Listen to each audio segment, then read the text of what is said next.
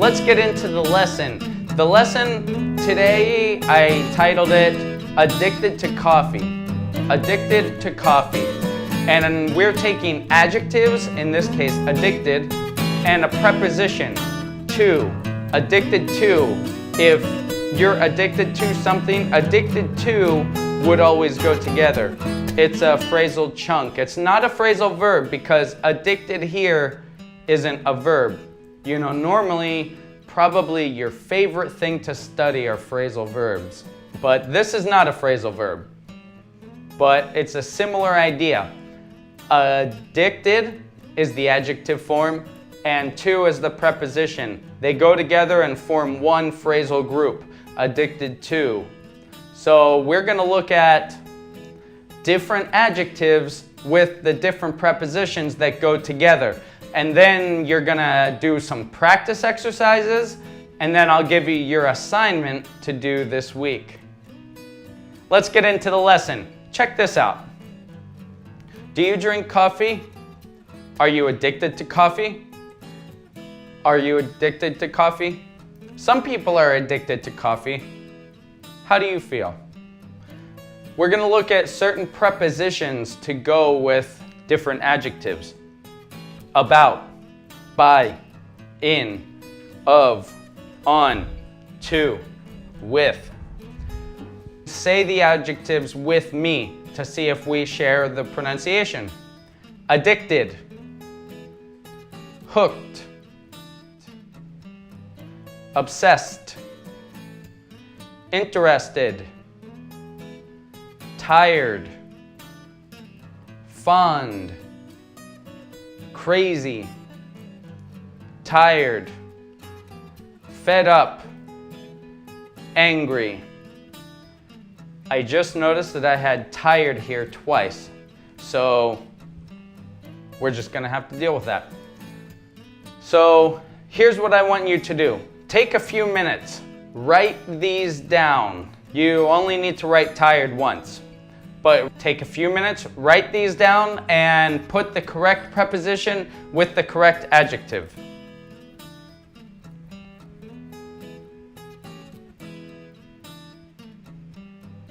Okay, hooked. What do you usually use with hooked? You're hooked on something.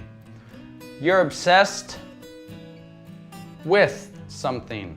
I'm obsessed with, or I was obsessed with Breaking Bad.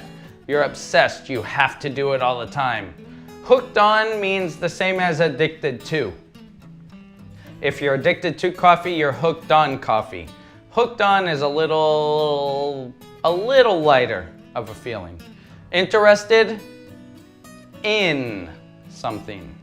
Tired of something. Fond of. I'm fond of something. If you're fond of something, it means you like it. And if you're crazy about something, it means you love it. You're crazy about chocolate, it means you love chocolate. You can't, every time it's around you, you have to eat it. Tired, I hope you said of. Fed up. Fed up, this is an awkward one because it's kind of a phrasal verb, but it also has another preposition to complete the sentence. So you could say, oh, I'm fed up. Or if you follow it with something, you're fed up with. It means you can't deal with it anymore. You're tired of it. It's done. You don't like it. Something that keeps happening, and you're tired of it. You're exhausted. You don't want it anymore. You're fed up with it. And angry, you had two opportunities on this one. You can be angry about something, STH is something, angry about something, or angry with somebody. So, oh, my wife was angry with me the other day because whatever you did. I was angry with my teacher because they gave me homework on my birthday, for example. So you're angry about something, angry with somebody. So let's say these together. Check your pronunciation. You say it with me or after me. Addicted to, hooked on, obsessed with, interested in, tired of, fond of, crazy about, tired of, again, fed up with, angry about, angry with.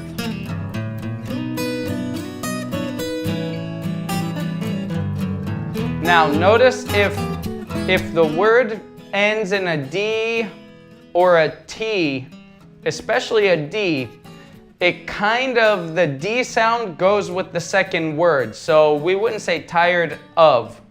We don't put that little gap there. We would say tired of.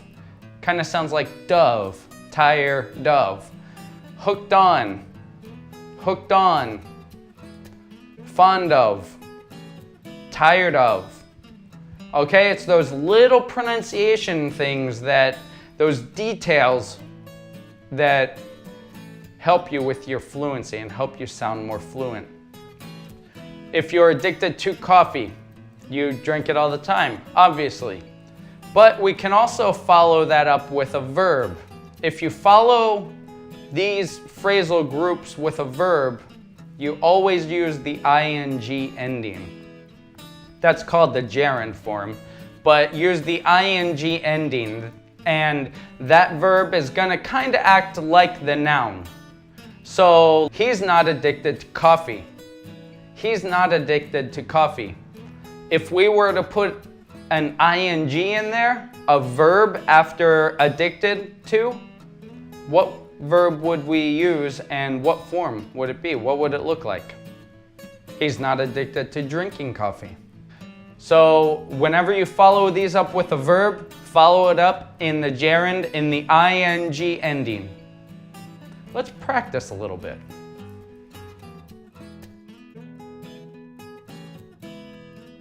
I'm going to show you sentences, and I want you to put whatever preposition goes in the blank.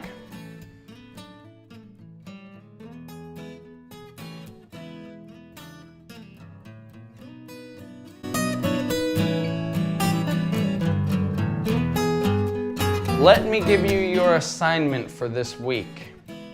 I want you to take these again, and I want you to make your own sentences. I want you to make your own sentences with either these. Fascinated, I didn't put fascinated on here. That's what I meant to do instead of the second tired. Fascinated by. You're fascinated by something. So there's your free answer for the practice.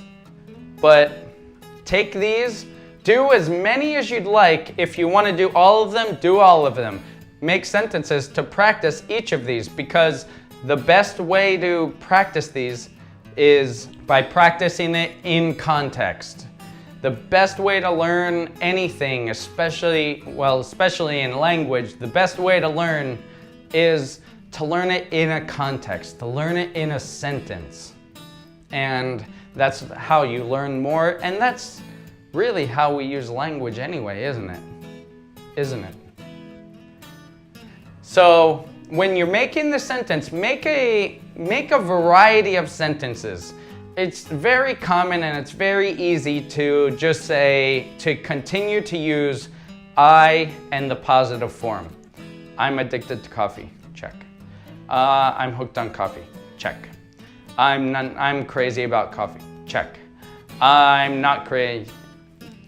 It's very easy to do, but I want to challenge you to use a variety of subjects. Use I, he, she, you, we, they.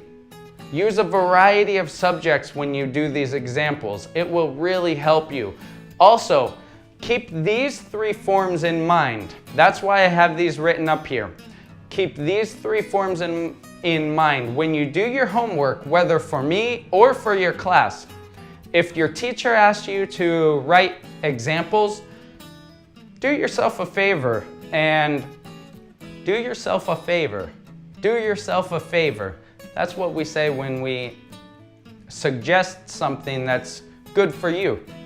Do yourself a favor and use a variety of forms and a variety of people. Use people's names, use companies, use different pronouns. Anything to help you get the most wide variety of practice. And these, always try to make a positive form, a negative form, meaning use the word not, and a question form, because question grammar is a little different, right? So we need to practice questions too. So whenever you're doing example sentences, remember positive form, negative form, and question form. And change the person. Keep it real, homies. Thanks for watching, and I'll see you next time.